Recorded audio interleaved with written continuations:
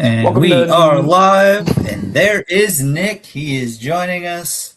Here we go. We had an absolutely wild weekend in the UFL, Nick, both from games. We had another overtime. We had the first shutout in 2 years. We had a shocking upset.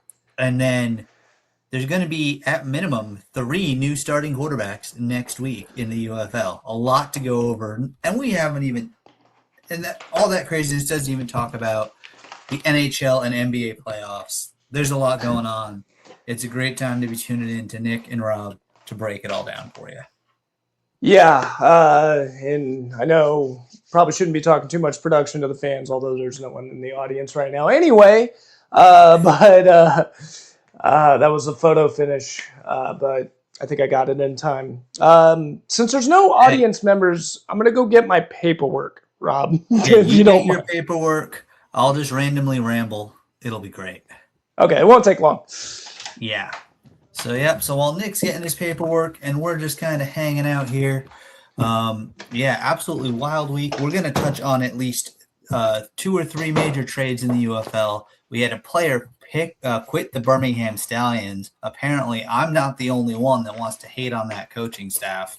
And maybe it's time for me to be the first one to lead the charge to call for a coaching change in Birmingham in order to save the Stallions, to save the city, to save the pride of that town. The Renegades hit their first bump in the road, but that's okay. I know we're high on them. It's hard to beat a team twice. Really hard to do it 2 weeks in a row. I still think they're an 8-2 team, just waiting to go. Yeah. Well, I'll tell you one thing on that Stallions thing. I didn't catch that player. I caught all the trades, so I don't know if this is just recent news. There's a lot of news going on when it comes to the UFL right now. So I bet you there's Yeah, going to be another announcement shortly while we're doing our pod. It wouldn't surprise me at all because it yeah. seems like they're making moves. But And I feel good. like the teams that haven't switched their starting quarterback for someone not on their roster are going to feel the need to do it just because. Um, but the player that I'm talking about with the Birmingham Stallions is defensive tackle Perrion Winfrey. He released I forget if it was just on Instagram or if it was on X, pretty much a message saying, I don't know, fam, this coaching staff, it just ain't it. I'm done. I'm out. Of course, it then also comes out that according to Birmingham, well, we were trying to trade him anyways, and since we couldn't, we just released him. With the chaos and the downfall that is Birmingham, just for entertainment purposes alone, I'm going to believe Perrion Winfrey here. I think he is getting off a sinking ship, and if he knows, maybe not, the time's just not right for football for him anymore, and if it is, he's not going to waste his time with the lieutenant governor who's leading the charge there in Birmingham. Yeah, was he the one that the coach AJ McCarron when he went up to him and basically said, "I need you to do effing better"? Was that the same player? I don't know if you caught that video.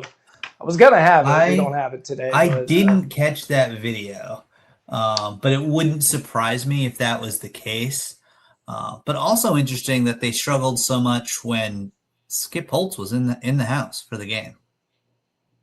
yeah, you think the troops would have been in line? That could have actually been the problem. They knew, hey, we got Skip Holtz right here. This was so much better than whatever you're doing, AJ McCarron, and we're gonna, when we do the breakdown, especially such an awful game for the Stallions, where we're definitely going to talk about, I don't really care which coach goes to the Stallions. I just don't think it's a well-structured offense, and it's going to be a big issue no matter who's in charge because I don't think Matt Corral was necessarily the problem. You have to rein him in a little, but he's a good He's quarterback. You gone. should have been able to make it work. Yeah, no, that's what I'm saying. Like for them to trade him away as that's the problem.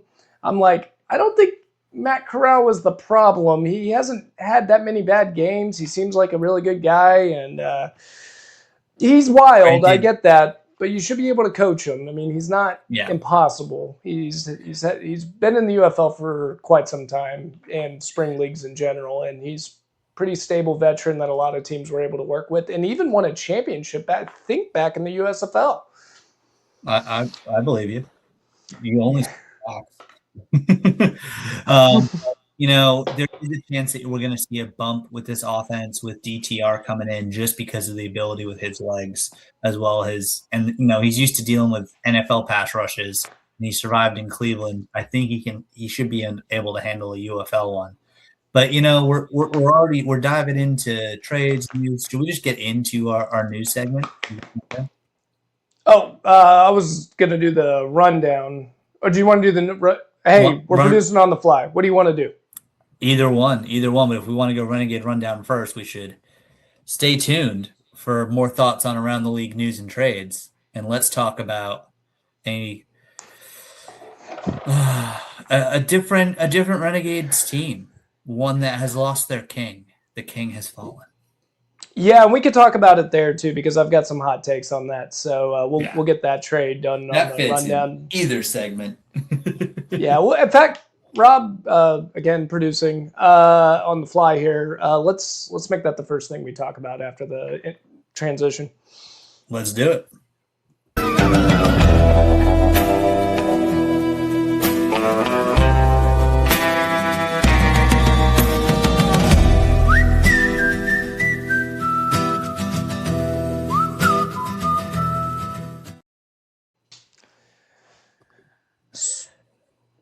Long live the king. Nick, I'm impressed. You're composed. Your eyes don't look red and puffy. You're able to form sentences. I mean, clearly you're a little disheveled. You were clearly pulling at your shirt, pulling out your hair. But what do you... Not Luis Perez related, though. the fans don't need to know that. Fans don't need to know that. No, they don't. But tell me, what are your thoughts? Your boy's gone. So I want to do a little beating breakdown too. I've got that on there, and it's going to break down a little bit about our defensive tackle play and what exactly happened on that game. And I was for trading Luis Perez, especially after that game, because it looks like we're going to be in need big time because of some serious injuries that occurred over in the Louisville Kings. Okay, so I was targeting someone like the Gamblers. I wanted the Gamblers. They have a good front seven. I thought we were going to get. You said some injuries against the Kings. They were in Columbus. Oh, my apologies. Yeah. Yes, it's going to be at the Aviators game, and I had no problem, especially right now after what I witnessed over there, and we'll talk about it on the breakdown. But we need some help. We do need some help if. Gilheimer is going to keep running this scheme. It seems to be detriment to have a defensive tackle in the position. And if we have one out, I believe Dominic Davis, that injury looked really bad.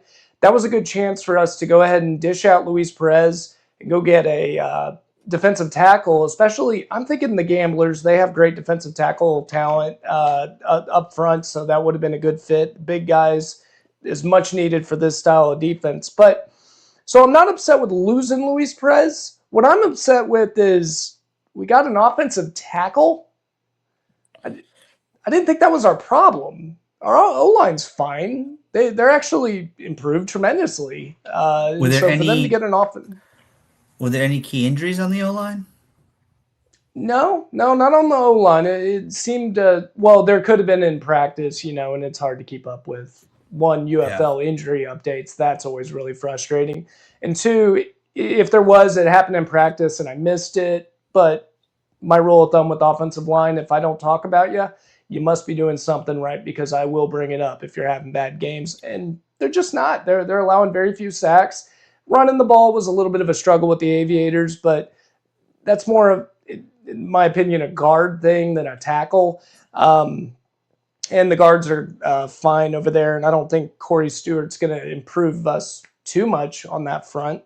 I'm just really, really confused with the pickup.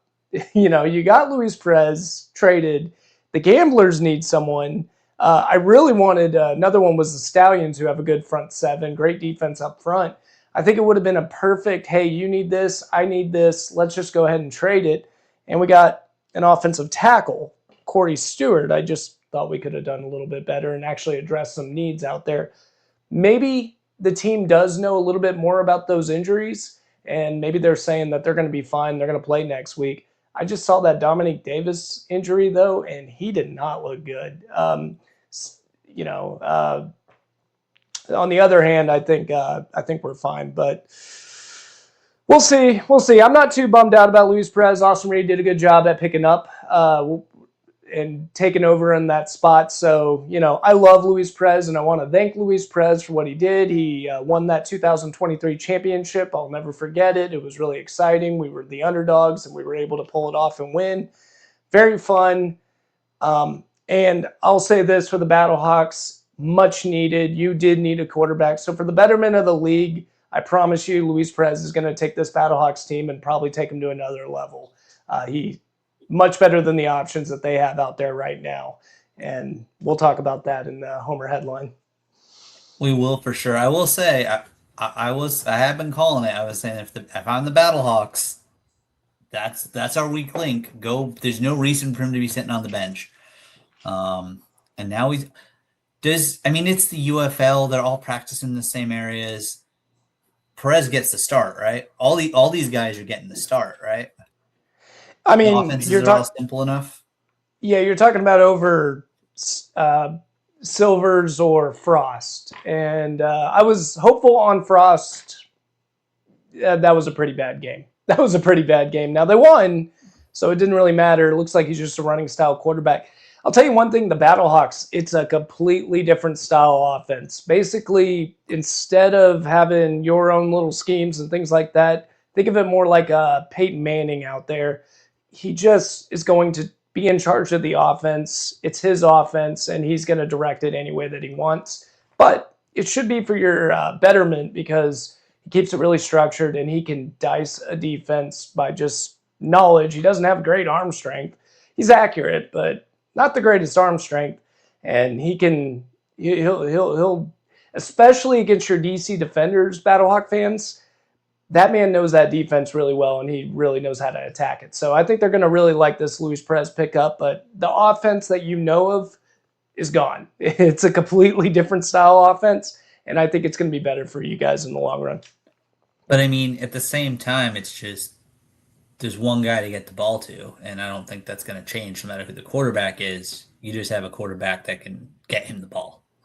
Yeah, and he will try to evenly distribute it. That's another thing. So he's going to try to get the other ones involved, but of course, you got That's just going to be better for Butler. That's just going to be better for Butler. He's going to be more open.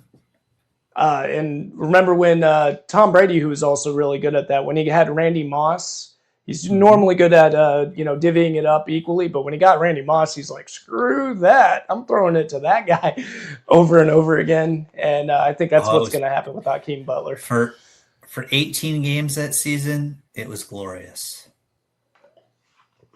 It was fun. It was fun for the Patriot fans too. And I was rooting on you. I never wanted the Giants to win that championship. And I would have seen history, but the Giants beat Giants, and Eli is your little kryptonite, apparently, and that ended up happening.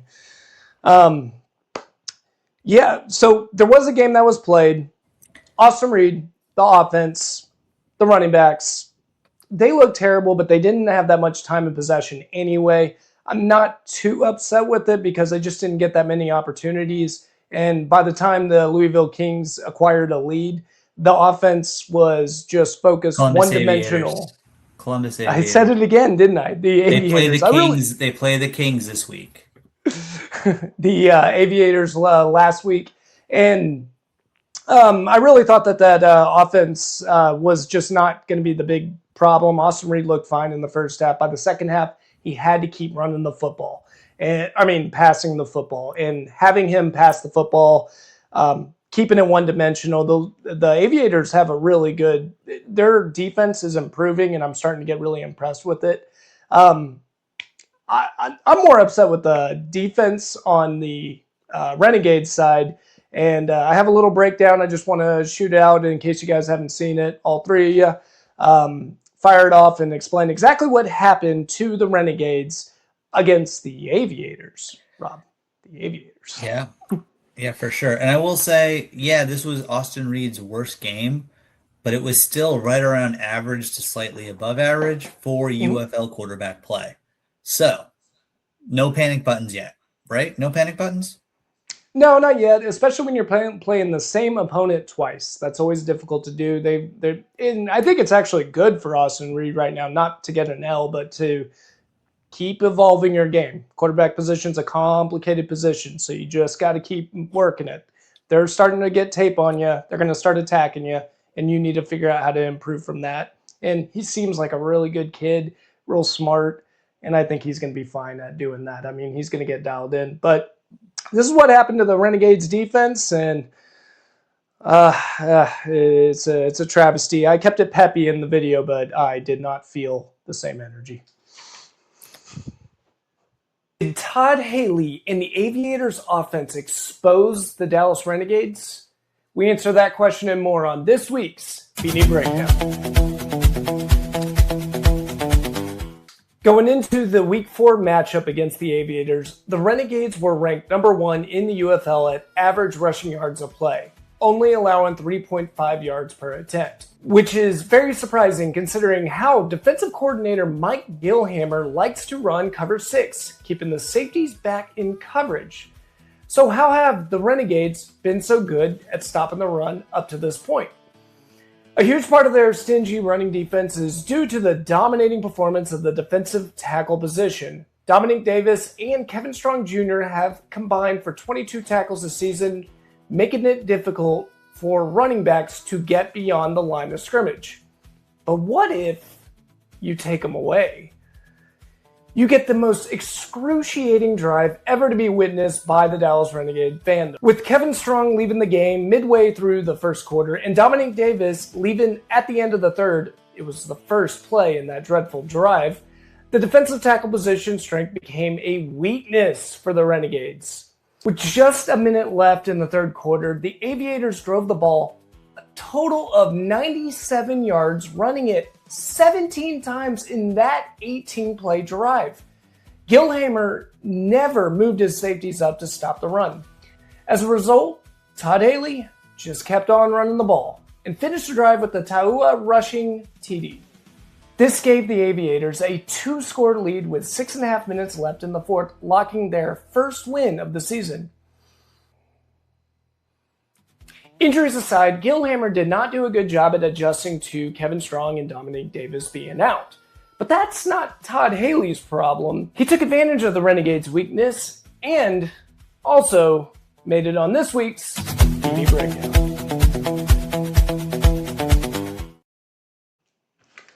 All right, Nick, thanks for that. That was a really good showcase for just what went wrong. And, you know, we've talked about it's tough to go up against the same team twice in a row. They're going up against pretty much the best defense in the league this next week. So you got to hope that they watch the Beanie Breakdown, they know they're missing, and they can make that adjustment. Yeah, and the funniest thing, I told you I'd start keeping tallies on who makes it on Beanie Breakdown, and I never thought in a million years Todd Haley. Todd Haley made the Beanie Breakdown. So let's keep it to Renegade players out there. You have Renegade team. Let's just try to keep it there. But hey, I got to call it for what it is. Todd Haley, that took some guts to just go ahead and say, I don't ever need to pass the ball. Why do it? So, we'll see. So yeah, you're hearing it here first. Austin Reed, let's ball out with a 300-plus yard performance and get on the Beanie Breakdown. Day Hunter, bust a 75-yard rushing touchdown. Let's get on the Beanie Breakdown. Come on, let's figure it out for next week. Yeah, let's step it up. But Rob, you mentioned it earlier. We talked a little bit about it on the intro. We got an audience members. Thank you guys for joining us. And feel free to comment in the chat on any opinions that you have. If you think we're wrong or right about something, feel free to jump in on it. But we had some big UFL news, and I think there's going to be some more news going on while we're talking. And I think it's a good time to go ahead and start talking about it in Homer Headlines. Let's get to those headlines.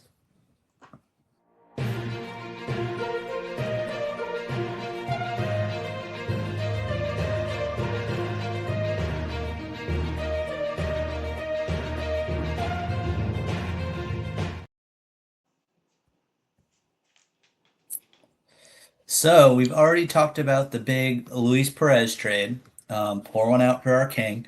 It's okay. Austin Reed, all hail Austin Reed. It's his job now, well, which is good. However, Austin Reed keeps his job in the loss as he should. The more awkward thing happened over in. They're not actually based there; they just play there. Over in Louisville, where Jason Bean got his team a win. And how did he get rewarded, Nick? How did he get rewarded? Traded away. And just when I started really liking him, and I'm going, hey, this kid, I'm starting to get it. I like his energy. He's just got to get a little honed in, kind of that Matt Corral thing. Just hone him in a little and he'll be fine. He's going to be good for the Louisville Kings. And what do? Clutch win, too. To win that in overtime and throw it to the tight end like that was insane. And you just trade him? What are we doing, Louisville Kings?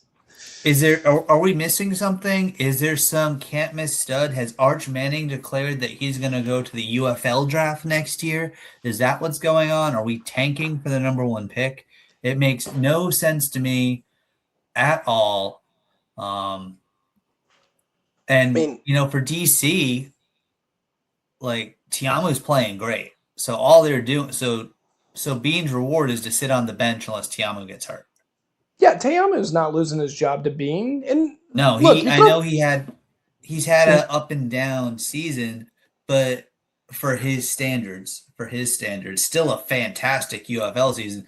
But he balled out this week. It's his job, so I guess DC decided they wanted to plan for the future, and they're hoping Tiamu, for all the right reasons, is not on their team next year, and they wanted the first dibs to Bean because Tiamu's got a very strong arm. Bean's got a very strong arm. I don't know.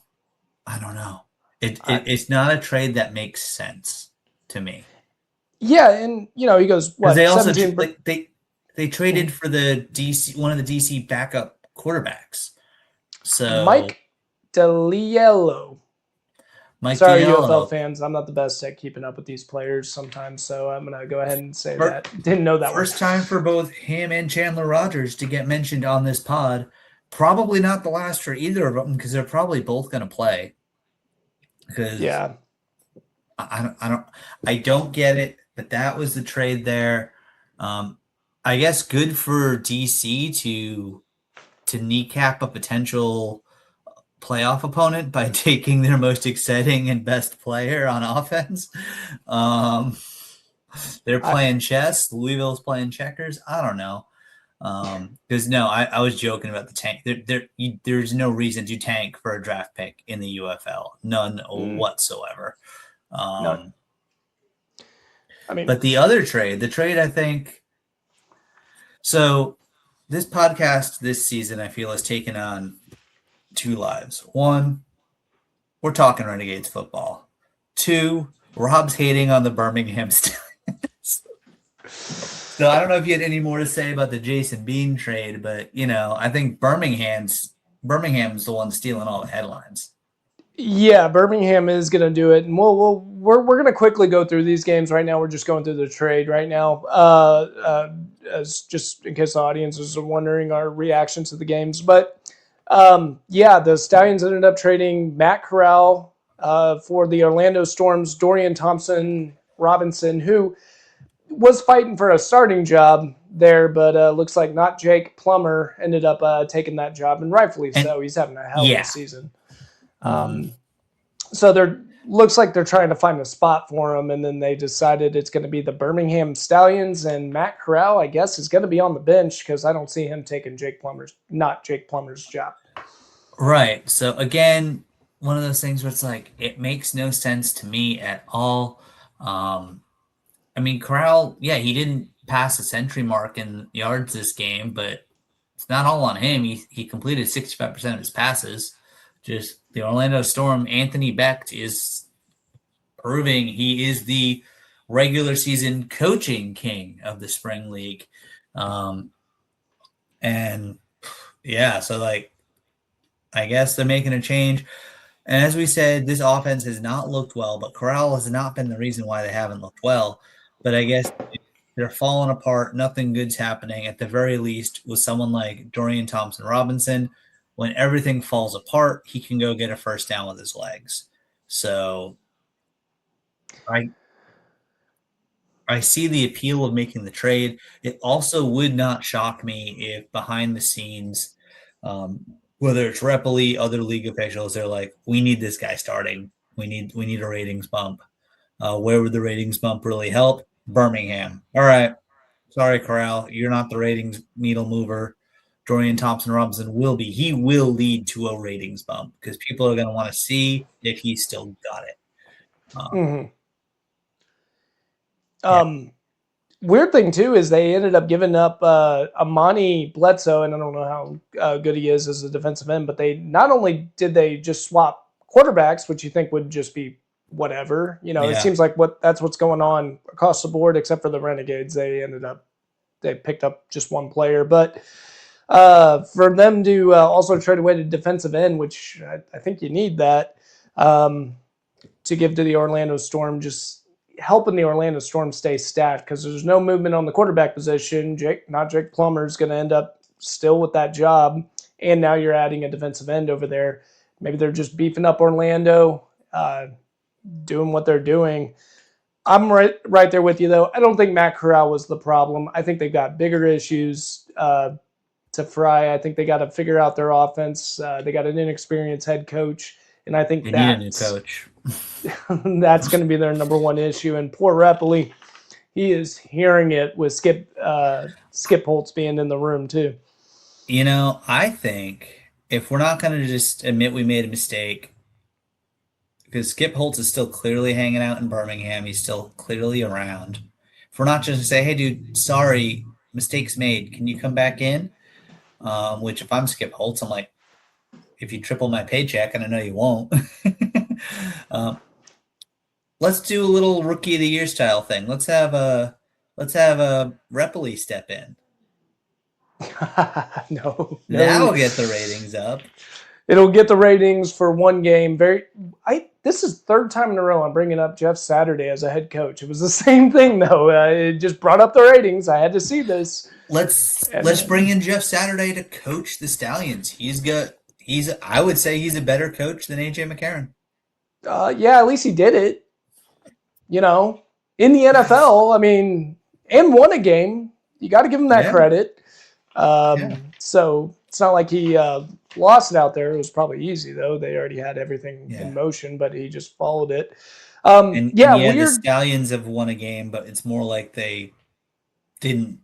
They were the team that lost the least in their win earlier this season. Whew, yeah. Crazy. I love what's going on with the UFL, though, at least when it comes to movement of quarterbacks. I don't agree where all the pieces went, I guess. I'm still really confused. The way I see it, the one team that needed a quarterback more than anyone, not the Stallions, not obviously the Storm or the Defenders, not even the Louisville Kings, was the Gamblers. And they're the only ones that don't end up getting one of these quarterbacks. And I'm like, they're the ones that need it the most out there. Their quarterback play is just not good. Just not good. I remember when Henderson got the starting nod, I was like, that's the best you got. And now watching what I have, that's the best they got. And they gotta figure it out, I guess. But the league's got a huge issue.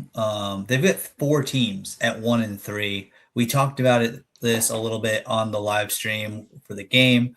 We talked about it on last week's pod. The playoffs are we're 40% all the way through the season, and the playoff teams already look like they're probably locked, and that's just wrong.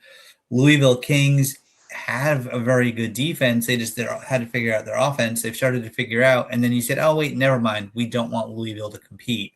We'd rather Birmingham compete.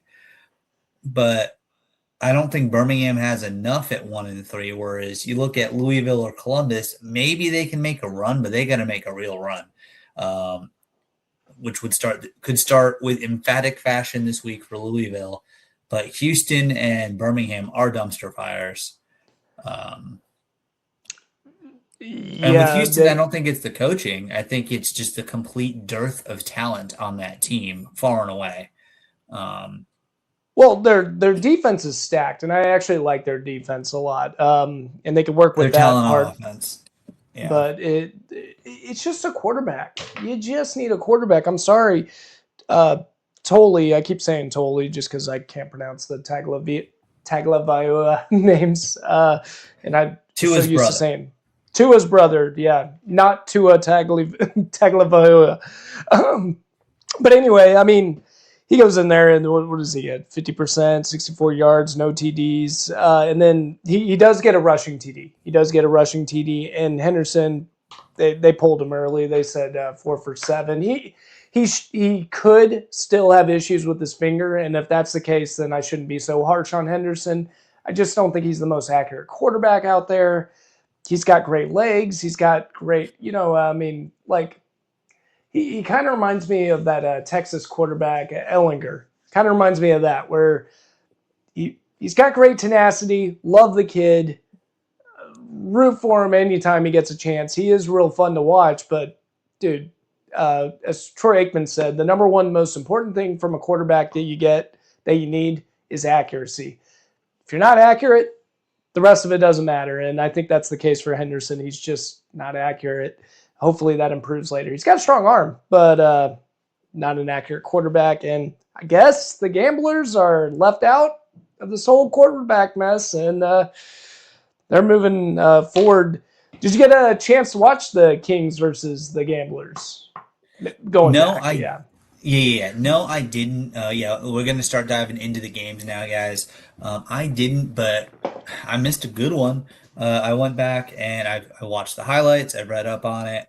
Good for the Kings. They finally got it done. What an ending. And honestly, like if the Louisville Kings were 2-2 right now, and I think they probably should be, because again, I think they got screwed. Um, we'd at least have a 5-team race for the playoffs, and that's very frustrating. And I think there is a very real chance that a very stupid rule is going to keep them out of the playoffs. But wow, yeah, Jason Bean, congratulations. Your reward is a backup job. It was a fun game. Did you get to watch some of it? What were your thoughts? I got to watch it that night. Stars hockey wasn't on yet, and I'm warning you, UFL fans, we're in the fever pitch of it. And we'll talk about that later in other sports. But The I did Bruins get game's a on right here, right there. There's a Bruins game. yeah, and I do the same exact thing. I'd have the Stars in the background cheering for goals, and I'm right there with you on playoff hockey. It's very entertaining. But I forgot your question. What was it? The Kings. Kings game. Oh yes. So the Kings in general. I mean, the Kings had a really good start to the game. They started off getting a 10-point lead, and a lot of credit to the Houston Gamblers for sticking with it. Their defense stayed strong, and they were able to climb back in this game and get it tied with 22. It became a field goal fest in the fourth quarter. Wasn't a big fan of that. But it was big field goals. There were some big field goals. Yeah, there were some exciting field goals out there, and it looked really good. Got to give a lot of credit to the Houston Gambler. Marcus Yarno busted it out, huge 63-yard run, and went 6 attempts for 111 yards. Looks like they found themselves a running back, and that's probably what they should stick to.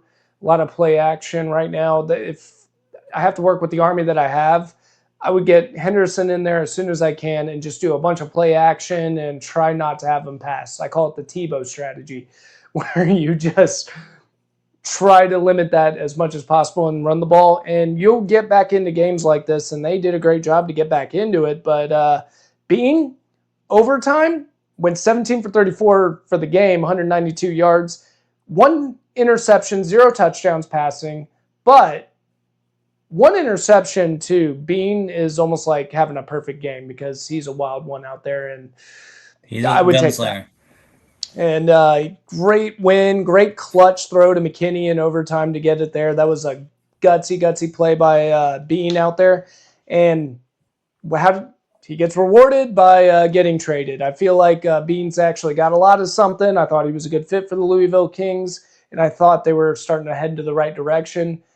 But then the trade happens, so sorry, Bean, but good on you. Now onto the bench for the DC Defenders. But great game, and I love the fact that, like you just said, you were pointing out that they got screwed in the last game. The ironic win to actually pull it off in overtime, and with the new rules out there too. So it really worked out for Louisville to kind of get a little redemption for what they had in the previous game. Then you got the Battlehawks versus Defenders. Unless you have more, Rob. I'm sorry. Do you have any more? That's all I got on that one. The big rivalry, the Battlehawks versus the Defenders. The Battlehawks ended up winning it 28-22. The offense was not because of the quarterback. Just a bizarre. I'm sorry. The Defenders ended up winning it 28-22. Teamu had a really good game and went 22 for 36 and over 200 passing yards. His first time of the season, I believe. Right, Rob? Correct. 2 touchdowns, 61 yards rushing, just an overall really good game. Teamu is back at that MVP level, and he did a good job at going against the Battlehawks there. I feel like when he's got the running game dialed in and they've got the two-way attack, two-dimensional offense, Teamu is one of the most unstoppable quarterbacks in the UFL, and it showed against the Battlehawks. But on the Battlehawks side, Harrison Frost, not good. Not good. I was so excited him for out him. a few times, though. He's exciting to watch, but dude, you can't go 6 for 21. That's 25%. What do you've got to have the offense and flow out there, and I just feel like he didn't do that. That's why they have a new starting quarterback coming in. And Luis Perez has got a lot to work with, though. This offense is a very talented offense. I love their receivers. We talked about Hakeem Butler over there, so I think Luis Perez has got some tools to work with, and it was just something that Harrison Ford or Silvers just could not figure out. He did throw for a touchdown pass. I should give him some credit there, but also threw for an interception. But who did he throw the touchdown pass to? The man, the myth, the legend, Hakeem Butler. And I'd like to think one of us could also do that. Probably. And did you see that one? And I was going to get that one too, that videotape of it, where Hakeem Butler was triple covered. Right before halftime? Screwed it up. Yeah. So I saw the highlights of that, and also the way the UFL writes it up, there were 4 defenders there. It looked to me like triple coverage, but maybe there was a 4th in the area, and they're trying to give him more credit. I'm all on the Hakeem Butler train. I don't know. I feel like the Renegades should have demanded him for Luis Perez. I think that would have been fair. Ooh, could you imagine? That'd be a pretty unstoppable offense. Poor Vaughn over there would be like, "What about me?" And we're like, "Yeah, we got Hakeem Butler now, man." He'd be even more open. Yeah, because and if I remember correctly, Rob, I might have said triple coverage. I'm pretty sure it was quintuple coverage, if I remember correctly, by the way. I thought I saw 10 defenders on him. 10 defenders, 1 pass rusher on that defense. It was the greatest play of all time, and he caught it and ran up a mountain at the same time. So to lead to a field goal. All that for a field goal because that offense was so stagnant out there. Me and you predicted this. DC Defenders were going to win this game in a revenge game. I'd be a little nervous that you allowed 22 points I was about to on the say Defenders side. Yeah, especially when their quarterback completed 6 passes. Yeah, not that great. That must mean, the running game just wasn't looking really good. And it says 28-22, but it wasn't that close. They ended up. Howard went 8 for 85. Loudest went 3 for 10, and he had the touchdown. So it's not like they had a great running game either, right? 85 is actually pretty good. Howard had a good day. Granted, his long was 51. So not really. They had one good run because otherwise he was 7 for 34. Actually, it's still almost 5 yards a clip. It's pretty solid. Yeah. I mean, Howard had a good day. Deduction tells me someone had to do well. And I guess it was Hakeem Butler in the running game to get 22 points. So, but also, yeah, only 2 touchdowns there, not 3. The rest of those points came via field goals.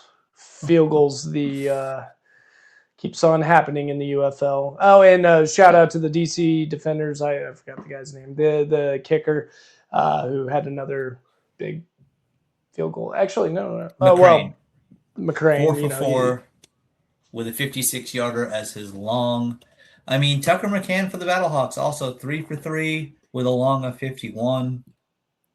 If this league does one thing, it produces kickers.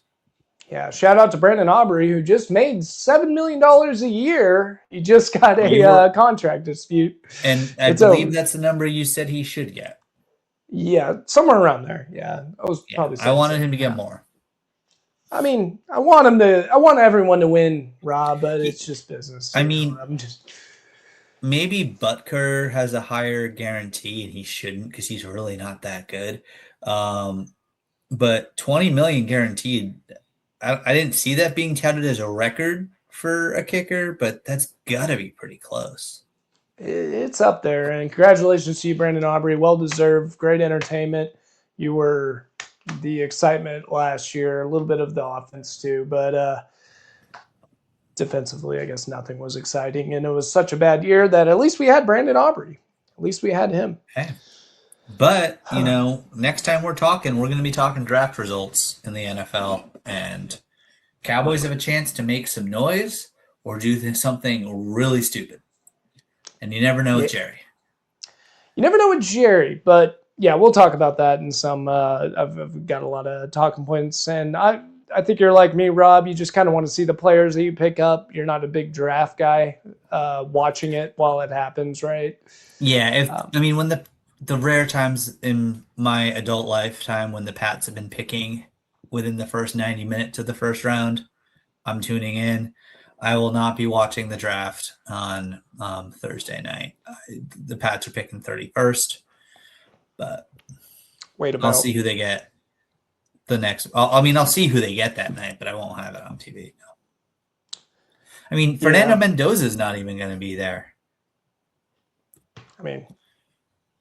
Actually, that's weird. I put that as a weird. He wants to stay home with his family. He wants nothing to do with the draft. But you're the number 1 overall pick, man. You're supposed to do the whole, I'm the legend. I'm going to save the Raiders. Wouldn't it be wild if the Raiders say, F it, we got ourselves a functional quarterback for this year. We want Arch next year, and they trade the pick. It could be. I don't know. Maybe. Or they take Jeremiah Love. Running back number 1 overall. Come on, Rob. They're thinking he's going to go 3. They're thinking Love's going 3, so it's not that much of a stretch to go 1. Yeah, well, they got Gentry. I think they're... Right, so Gentry and Love? Who cares if Kirk Cousins can't throw a football? You got Gentry and Love. It's very... and you got Dan Brock Campbell. Powers. I was saying that's very Dan Campbell of you. Just load up the running backs. I want my running backs. Hey. Yeah. No, okay, so a Raider. Yeah. Mendoza. We'll call it the Mendoza line. If he's not a Raider, he didn't meet the line. Mm-hmm. That leaves us one game to talk about. That's the Storm versus Stallions. All right, the Storm are the best team in the league. I said it. Yeah, they definitely look like the best team in the league. Now, here's something that I have a question for you about, though. Stallions, you've been harping on them for at least showing up at games. 18,000 fans showed up for this game. They came out, and I think it was more of a protest against Repoli. I don't think Repoli minded, but I think they wanted to say, we support the team, don't get rid of us. And they shelled out, did with their part, and even Repoli mentioned in a tweet, hey guys, just want to thank your fan base. You did a wonderful job at showing up. But they haven't been doing that. So are they going to show up for the Defenders next week, or they say, "Oh, we just saw a goose egg. Eff it, we're done." I mean, but this goes back to my argument always with this UFL. It's already tough to get them into the spring league. But if you have a bad football team, why am I watching this again? Like, why do I have to go to this game? Just to support a That's bad football team? that's why I think the call came from the league office to put Dorian Thompson Robinson on the Stallions. I think that was a That league call you got to give them something. You got to give the fans something, and that actually is starting to because make more sense as I'm they're dialing up. That hosting the was a pretty good defending point. champs. They're hosting the defending champs. You got to give them something. So it's a Friday night game. What else are you doing on Friday night in Birmingham? Is it prom? I don't know. 18,000 people. Find your way to the stadium. Watch another game. Yeah, that would be nice if they did that, and they've done that Do a free before. beer night. Free beer. Well, they're doing cool little beer promotions. I love the fact that There's a they're lot using of beer cheap as a beer marketing promotions tool. there. Because hell, I mean, a lot of people want to go out on a Friday or Saturday night. If you plan just to hang with your buddies and drink beer, if it's going to be cheaper to go down to the game, yeah, you'll pay for a $10, $15 ticket, but then you're paying $2 beers. You're probably still going to have a cheaper night. Go to the game. Enjoy it. Yeah, and it is fun to watch too. It's a blast, Rob. I want to get you out to a UFL game so bad because it is fun. Yeah. It's a whole different atmosphere. Bunch of football nerds get together, even if there's very few fans. These fans are pretty loyal and they're very entertaining and very engaging and just my people. So I find them really fun, and I think you'd get a big kick out of it. So we're Yeah, out of Renegade games. Unfortunately, I think we only have one more pretty left, much. and that Well, yeah, one because we're not even allowed to. well, they're hosting on the April 26th, but that's I don't, our schedules aren't really going to allow that. No. Um, and that's where like I guess what drives me nuts a little bit, besides the fact, yeah, they're all in their bunker in the Dallas area, but there's because they're doing it that way, unless they have issues with all of these stadiums, which I doubt they do. Why are we stacking all the home games on one side of the season or the other for all these teams? Why aren't we rotating all the way through? I don't know much about MLS season. You actually know more than I do about it.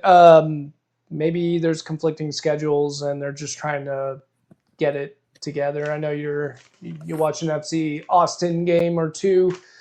Yeah, Haven't found my way I there. mean, yeah, they're about to have another break, but then that's where you just figure it out and you schedule it around them. I know the ratings didn't do well on the Tuesday night game for TV, but you know what? You put it on FS1 and you barely advertised it.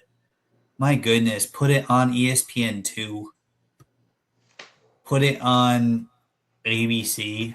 It'll be Something. fine. Yeah. And you say, well, you put it on ABC. They have to do their weekly TV shows. All right, we got less than a month left in the TV show season. I guarantee you most of the weeks in April are reruns until they hit May, and then they race off all their shows to finish May. Like, come on. Like, Well, there's ways to do this. The league's being stubborn, and it affects the product. yeah. I mean, the big one that I'd be watching out for ABC is The Bachelor. I think that's their cash cow. And then didn't they cancel this But season? they just canceled the Something? season, I think. Yeah. Yeah. I don't know. Something happened with the lead cast member. Who knows? If you're into that, go TMZ it up. I'm sure they got it. Yeah. Took up all my time on Beanie breakdowns. I'm not going into The Bachelor. I'm sorry. Although, do you want me to break down the Bachelor season? I could do it. I can quickly analyze it. No, Okay. no, Okay. no. If we're gonna spend more time on anything, it's the NHL and NBA playoffs. Yeah. Let's finish up the Storm and Stallions real quick. Jake Plummer looked good. 17 for 20. 27 Not for Jake 100. Plummer. Not Jake Plummer. I even wrote Jake Plummer on this thing. Not Jake Plummer. Went 17 for Love it. 27 for 182 yards. I mean, Corbin looked really good. Hey, interesting part, KJ Hamler was out for the year, and I was thinking Roland's going to bounce back from this, and he had an okay game. I think it was like 3 receptions, 29 yards, something like that. Elijah Badger all of a sudden jumps in, gets 3 receptions for 63 yards. He ended up becoming their lead receiver, and I didn't expect that. So congratulations, Elijah Badger, for stepping up and having to take over this spot. Can you still hear me at least? I can hear you, dude. Keep rolling. Okay. But yes, KJ Hamler out with a hamstring injury. I'm really concerned on that front. Hopefully he makes it back here shortly.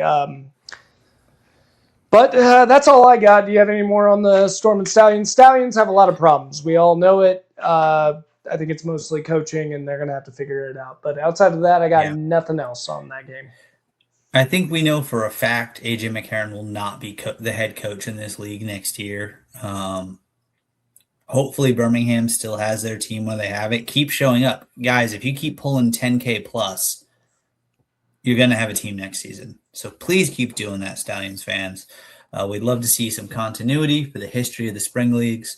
My bold take is by the end of the 8th game and no later than before they play their 9th game, AJ McCarron will not be coaching. Because I think they're just going to become a complete non-functional laughingstock. I know Winfrey isn't like some superstar player, but if something tells me he was saying what everybody is thinking. Yeah. Everybody, I mean, in that locker room. It looks like that he's losing the locker room for sure. I think I'm just going to have to roll with this, Rob, from here on out. I don't know what's going on, but I can hear you. You're good. I've got some issues, but we'll go ahead and hit it with some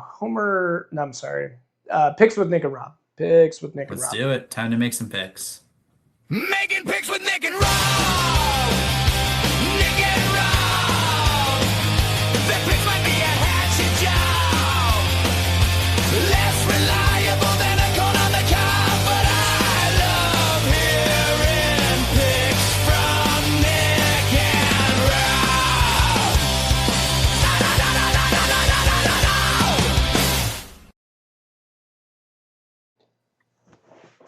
All right, it's time to make some picks, Nick. It's going to be arguably this is going to be the most exciting week of the season so far because of all the quarterback changes and all the can I still be seen? And okay, I am here. We lost Nick. It's okay. I'm going to talk through some things. Hopefully he comes on back. But you know what? It's all good. I'll keep going while I'm here. So there I'm back.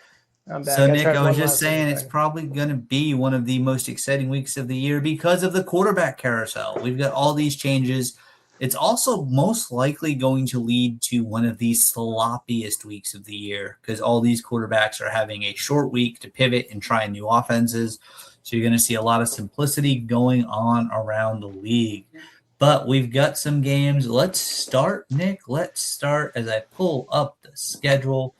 Let us start here in week 5 with the Friday night. It's Friday through Sunday. We got 2 Sunday games, 1 Saturday, 1 Friday.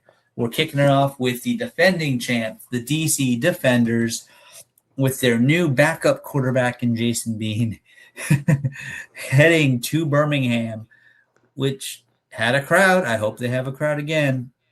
With the Stallions, with their new quarterback in Dorian Thompson-Robinson. You can say, oh, but this guy can run, he can move. Defenders aren't worried about that. They've dealt with a quarterback that can do that last year in the championship game, and they defeated him and chased him off to the NFL and the CFL, and he's not even in the UFL anymore, last year's MVP. So for me, this one's simple. The DC Defenders go ahead and they stomp those Stallions. I do think, though, because we've seen some question marks in the Defenders' defense, I think the Stallions at least get a touchdown. I say the Stallions find a way to 10 points, but that's not nearly enough to win. I bet you this game's, I don't have the lineup, but I would say 31-10 DC. 31-10. That is a lot. That is crushing. Yep. I'm kind of with you. I don't see anything wrong with that, actually. I just don't trust the quarterback situation. He does not have too much. Thompson doesn't have enough time to actually do anything, I think, with this offense and get it in gear. Oh, I think he's going to get a rushing touchdown, and that's going to be their touchdown. And I'm going with the, I think we're just on the same, we're on the same page here. I also think the DC Defenders might be the best team in the UFL right now. It's really debatable. And I think they're just going to stomp the Stallions. So, unfortunately, Rob, I know we're not differing too much. I don't have our rankings. We'll have it next week, guys. We'll have the next episode. Yeah, next episode. But yeah, let me go with the DC Defenders. I agree with that. Awesome. Let's see. What's the next one on the docket? So then we have a primetime or close-ish to primetime game, a 7 p.m. Eastern, 6 o'clock Central kick. St. Louis with their new king, Luis Perez, invade Orlando and try to sail their title. So I don't know. I am torn on this one. I think if Luis Perez had more than today's Tuesday, so Wednesday, Thursday, Friday, so more than what's probably realistically 2 practices, with probably more realistically 1 practice and 1 walkthrough / install, I would say Battlehawks got this. But the Storm have looked good. They've looked real good. They have a chance to put a stranglehold on first place. I don't want to. I really want to be wrong here. I think if this game was 2 weeks from now, Battlehawks win because Perez and Butler, game over. Give me Orlando Storm. Go ahead.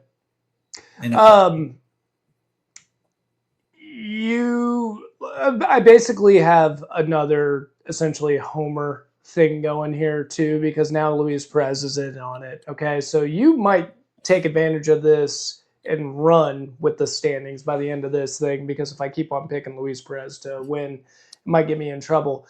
But I'm doing it, man. I'm doing it. Give me Luis Perez pulling off the upset, taking down the Orlando Storm. You're right. He probably doesn't have enough time, but I want my boy to shine. I just want him to shine wherever he may be. I'm still always going to love Luis Perez, and I think there's a lot of hate going on when it comes to Luis Perez, and this is his time to go shut this down. I'm still really good at this game. They have a great defense. Their quarterback play has been overall trash, except for 1 half. They look really good for the Battlehawks, but outside of that, it's just been really, really bad. I think it's going to be nice just to have an accurate quarterback gel with the scheme really quickly, and I think Luis Perez is going to take it and go pretty far. So give me Luis Perez. All of a sudden, we're going to see how great the Battlehawks are, and they're going to pull off the upset, taking down the Orlando Storm. Sorry, Repoli. All right, chat, and all right, fans, breaking news. There is a reason why we can't see Nick's screen right now. He is actively getting a massive Battlehawks logo across his chest, tattooed red on there permanently, with a crown on top and Luis Perez's signature to the side. If the Renegades lose and the Battlehawks win, if the Renegades, I'm still Renegades first, but if the Renegades are out of this thing, you bet your ass I'm cheering for Luis Perez and the Battlehawks to win the chip. So I'm going with it. So you're saying you got that tattoo happening right now? I'm working on it right now. He doesn't want to be on camera, my tattoo artist. So Fair enough. You'll see it next week, boys and girls, just in case. All right, that leaves us to our Sunday games. This is an interesting one. Columbus Aviators at the Houston Gamblers. Nick, where are you at with this one? Columbus Aviators versus the game. Oh, give me the Aviators. I think the Aviators are actually getting some stuff in gear. Their defense is starting to look a little bit better. I love McGlendon a lot, and I said it even before it was cool in the beginning of the season. He had a bad game, and I was like, he's still your guy. So I'd imagine him, Kiki Chisholm, they're going to be able to do some work over there and, in fact, get to use McGlendon because he didn't really get a good opportunity last week in the second half because they were able to run the ball 17 out of 18 times in the fourth quarter.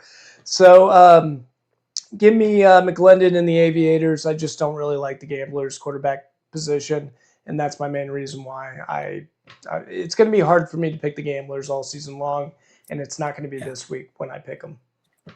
For the good of the league, the Aviators need to win this week so they have a chance to. Because if the Gamblers win, yeah, they'd have the same record as if the Aviators won. But the Gamblers can't seriously sniff the playoffs, and they won't. They might be capped at 2 to 3 total wins this season. The Aviators need to find a way to 5 wins and some hope. For the good of the league and for us being interested and not just counting down the minutes for the playoffs to start, the Aviators do have to win this week. You can make the same argument about the Kings, but that's a different story. Aviators with the win. Love it. Yeah, so we're in the same boat there. And then what's the last one on the docket? So that leads us to this Sunday matchup. The Louisville Kings are heading to Frisco, heading into Dallas for a 3 p.m. kick at Toyota Stadium against a Renegades team that is mad, they're hurt, and they're ready to get some revenge after dropping one they shouldn't have last week. Yeah, I've got the Renegades. I'm actually starting to get a little nervous, though, on what I'm seeing up front, and I'm really hoping that Kevin Strong comes back. I think he will. I want Dominique Davis, too. If those two are in, this is going to be a blowout. I don't even think it's going to be close. If they aren't, I expect Gilhammer to address that by putting some sort of scheme out there to try to get some sort of pressure up front and stop the run because we can't have what happened last week. They're going to have much longer rest, so I think that should be good for the Renegades and give them some time to actually game plan on it. A Sunday game, I mean, it's been a while for that. Last 3 games happened in the 11 days, so it's nice that they actually get a full 8 days since their previous game. Austin Reed's going to have to do a big bounce back, and I think they'll do a good job. The guards up front should protect him. We got a new offensive tackle, so that should be really good on that front.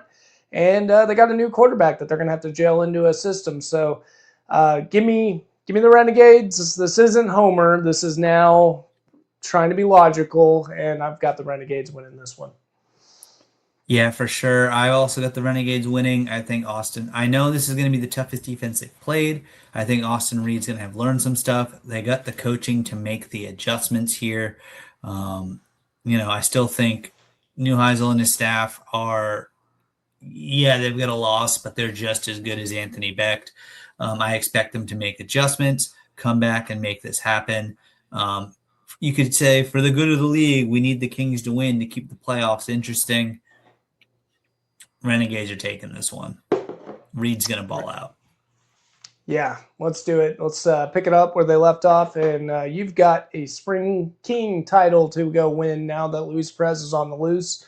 So Go get it, Austin Reed. I hope you do. For sure. Rob, playoffs. A bunch of NHL playoffs. We're about to get there, but just as a quick recap for some of y'all that are jumping in a little late and that missed the picks, both of us are on the DC Defenders to defeat the Birmingham Stallions.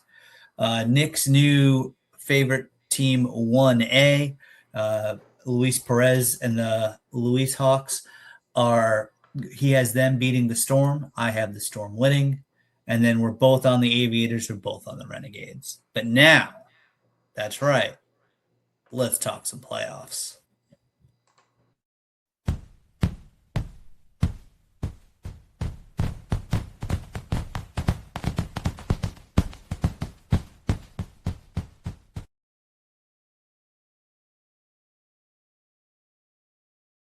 You know that intro might not equal the excitement that it is. NHL playoffs. That was the first thing I thought of.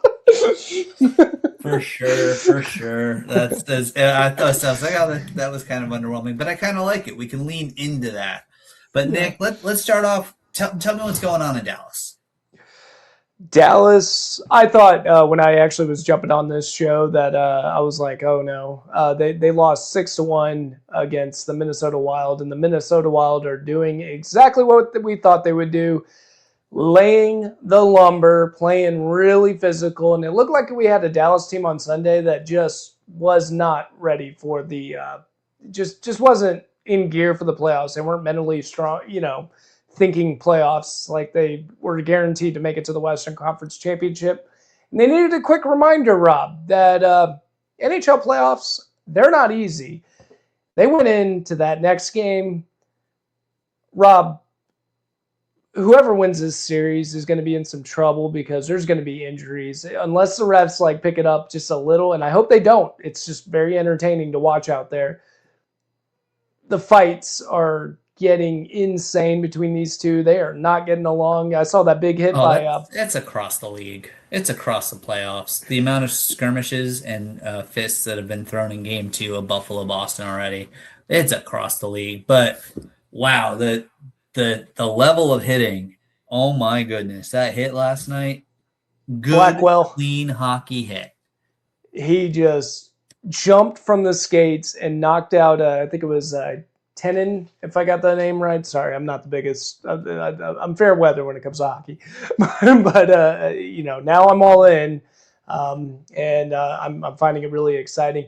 Another big hit, I don't know if you saw that, where Thomas Harley got grabbed, moved down. I wish I could display it, and got his head down right near the bench, takes him to the plexiglass, and Thomas Harley gets his head slammed right against the That was dirty.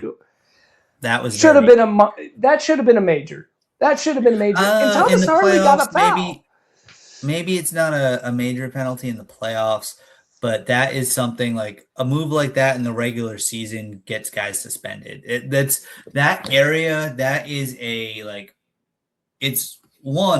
kind of a rule, but it's also an unspoken rule that you don't take someone out going from the end of the bench to the start of that's a very dangerous area. You can cause some serious injuries. That was uncalled for. Yeah, and then shoved him down afterwards. And then we hit a goal, didn't touch the goalie. We all followed the rules, the unspoken rules of hockey. Didn't touch the goalie. He goes out and celebrates. And the Wild all of a sudden started showing up and started brawling. And we're like, dude, the hell? As they should. Well, it's not our fault you guys suck at defense on that one. So, I don't know. It was fun. Blast to watch. I was actually working on the podcast here. Maybe that's why my camera's not working, because I stopped working and I just started watching. I was so excited all throughout that game, and I'm glad the Stars won. They look like they're going to be able to compete. The biggest concern last year was our physicality. I felt like we were just not a physical team heading into the playoffs. We always had to try to skate away from hits. This year, I think we're going to be able to lay the lumber down, and it was pretty exciting to watch all throughout the game. We'll see what happens next time. It's going to be tough. The Minnesota Wild fan base hates Dallas, hates them with a passion. As they should. We stole their franchise away from us, and they never forgot about it. And as a result, we also don't like you either, Minnesota. So we're in the same boat. So it's going to be an exciting series. Rob, you predicted really well. You think it's going to go 7. I don't even think we're going to win the next one, because I think it's going to be a revenge match. But we got to get the next one at home after that. It's going to be fun. And had to be reminded real quick that that's a hell of a sport to watch, especially in playoffs. Love me some hockey. That was fun. Yeah, far and away, it's my favorite sport. I've made no bones about that. I know we talk football mostly on this podcast, a sport I also love. But plain and simply, the NHL playoffs is the best playoffs, professional sport playoffs in the world, bar none. Even if you've never really been a hockey fan, turn into the playoffs. You got to do it. It's worth it. It is so worth it. And we're seeing it already. The Stars and the Wild are going to give us a classic. Yeah, they should. And Rob, the Bruins, they ended up making it. You were nervous about that. How do you feel about them? They pissed me off, and hopefully they right the ship because they're doing just what they were doing down the stretch. They're not playing full games. Granted, if you look at just the stats, the Bruins get outplayed throughout the game. It was almost a 2-1 shot advantage for Buffalo, but the Bruins were doing what they were supposed to do. They had the lead. Then Morgan Geekie missed an open net earlier, and then we got to like 6 minutes left in the game, and they're just like, all right, scoreboard time, we're good, and they stopped playing. And that first goal they gave up, oh my goodness. All they had to do, one player just flip it out of the zone. And instead it was this half-ass BS, push the puck, oops, it went on the other team's stick. Oh well. And they did it like 3, and then boom, goal. And that crowd, which has been playoff deprived for 14 years, erupted. And all you could say was, uh-oh. And you know what? If the Bruins need to get this one tonight. If they don't get this one tonight, it was nothing going into the first intermission. If they don't find a way to get this one tonight, they might lose in 5. And that's an embarrassment. For even though it's a team that was preseason, they're probably going to get a top 5 pick. And I love that they're here now in the playoffs. Don't get embarrassed. You're up against a younger team. You should be able to beat these guys, even though they're the higher seed. Like, get it done. Come on. So how are you feeling on this game that you're watching right now? I know I keep seeing your eyes move. Are they they're at intermission right now. Well? Yeah, they're at intermission right now. I was checking out the Celtics a little bit. Celtics are down by 5 right now against the Sixers after destroying them in the first game. Sixers always play the Celtics tough. And Boston also can occasionally take their feet off the gas. Overall, in this first game, the Bruins have come out. In game 2, first period, they've come out. They're playing hard. They got a chance, but they had a lot of power play minutes, and they didn't get one. So they're going to have to figure something out because one goal is not going to cut it. They're going to need to get 2 or 3 to probably win this. Yes, you got to take advantage of those power plays, and they. Yeah, well, hey, you know what, though? As long as they're playing physical and getting that defense out there, I'm rooting on the Bruins. I remember a couple years ago, I forgot when you guys were the number 1 seed and we were having a good run in the playoffs. I think it'd be the coolest thing ever if Boston and Dallas I would love it. For the Stanley Cup Finals. Let's hope it doesn't end, for my sake, like the Mavericks and Celtics did that one year. It will. Yeah, what are we going to do? Trade Heiskanen away or something after that series? I don't know. But, yeah. But, yeah, so if you're not watching the NHL playoffs, oh, my goodness, tune in. But I have a feeling since we don't have mega live numbers right now, a lot of our viewers are either watching the NHL or watching the NBA playoffs that are going on right now. And good for you. We know you're going to catch up on this later. Yeah, and we will post it on YouTube. And where can they find us, Rob, unless you have more to say? Nope, that's all I got to say. Celtics figured this out, win this game. That's all I got to say. They can find us. We are on YouTube. We are on X. We are on Blue Sky. We are on Instagram. We are on TikTok. Just search Nick and Rob Homer Hour. It'll pull on up. Depending on where we're at, we've got slightly different underscores and stuff to make it work. But search Nick and Rob Homer Hour, and you're going to find us. If you're watching this video, if you've made it this far, please go ahead, hit that like button. It's a huge help for us. So if you're in the chat right now and you haven't, please hit that like button for us. Even go ahead and hit a quick little retweet. Let's let some people find us. It's a big help in the algorithm. We're over 3,000 strong. We'd really like to see a push over the summer and kick off the NFL season. We're sitting right around 5,000 subscribers and continue to grow. So help us out with that. We're having a good time, and we hope you join us again next week. Yes, yeah, and hopefully I'll have a working camera next week, and we can see my pretty face. So, yeah. But, yeah, we'll see you guys next time, and should be a lot of fun up ahead. I'm working on it, Rob. I promise. You can't tell right now.